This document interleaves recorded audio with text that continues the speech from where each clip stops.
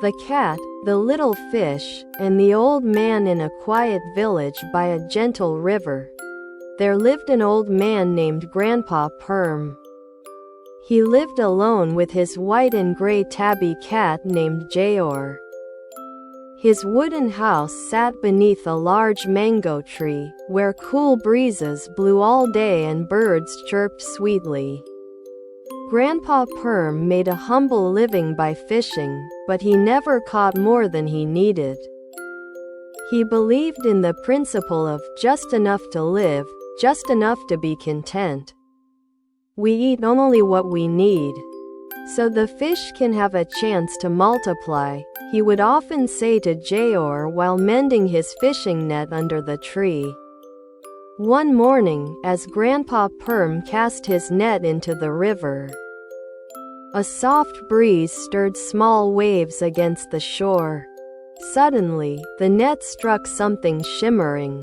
When he pulled it up, he found a tiny golden fish with scales that glistened like morning sunlight.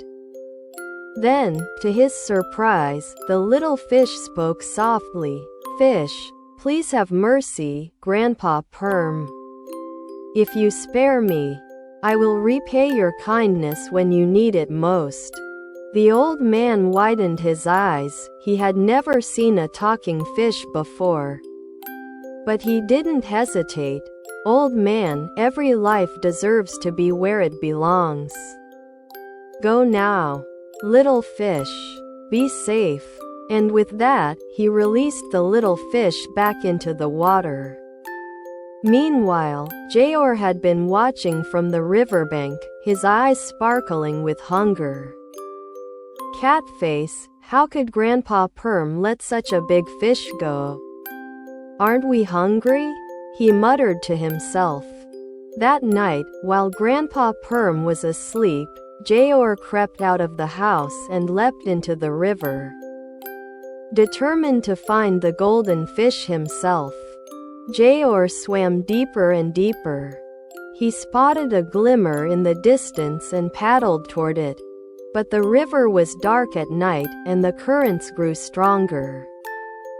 Jayor began to tire. The harder he struggled to return to shore, the more he sank. Suddenly, a light shone from beneath the water. It was the same golden fish.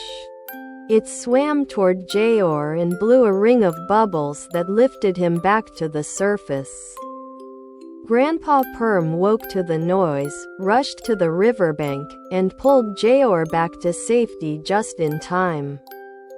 The golden fish surfaced again, looking at Jayor with gentle eyes.